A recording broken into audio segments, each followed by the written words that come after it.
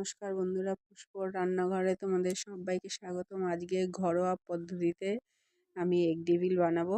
প্রথমে আমি মশলাটা কষিয়ে নিচ্ছি, মানে সবজিটা আমি দিয়েছি বাদাম, তারপরে মটরশুঁটি, আলু, বিট, গাজর দিয়ে বেশ ভালো করে একটু সিদ্ধ করে কড়াতে তেল দিয়েছি, পাঁচফোড়ন দিয়ে বেশ মশলাটাকে মানে কাইটাকে বেশ ভালো করে কষিয়ে নিয়েছি। নুন, হলুদ, জিরের গুঁড়ো, লঙ্কার গুঁড়ো সব কিছুই আমি অল্প অল্প করে দিয়েছি।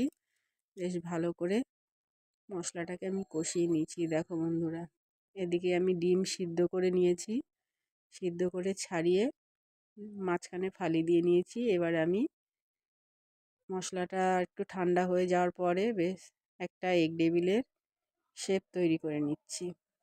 তৈরি করা প্রায় আমার হয়ে এসছে। আমি খানিকটা মশলা রেখে দিয়েছি, একটু লোটে মাছ দিয়ে করব। অনেকে ডিম খেতে চায় না, তার জন্য লোটে মাছ দিয়ে করব বলে আমি রেডি করে নিলাম। এবার আমি এদিকে একটা ব্যাটার তৈরি করে নিচ্ছি। তোমার অ্যারারুট আর ডিম আর একটু লবণ দিয়ে বেশ ওটার মধ্যে চুবিয়ে মানে ডুবিয়ে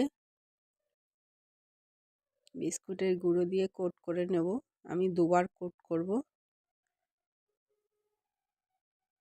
দুবার কোট করা হয়ে গেলে আমার একদম রেডি এগ টেবিল, ঘরের তৈরি এগ টেবিল আমার একদম রেডি হয়ে যাবে। পরে আমি গরম সাদা তেলে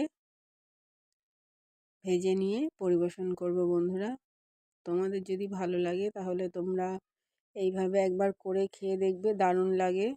আর সন্ধেবেলার টিফিন তো খুব বাচ্চারা পছন্দও করে। আমার রেসিপি যদি তোমার ভালো লাগে বন্ধুরা, তাহলে লাইক, কমেন্ট, শেয়ার করে দেবে। আজকের মতো রাখি বন্ধু, টাটা। দেখা হবে আবার আগামীকাল নতুন কোনো রান্নার রেসিপি নিয়ে। তোমরা সবাই ভালো থেকো, সুস্থ থেকো।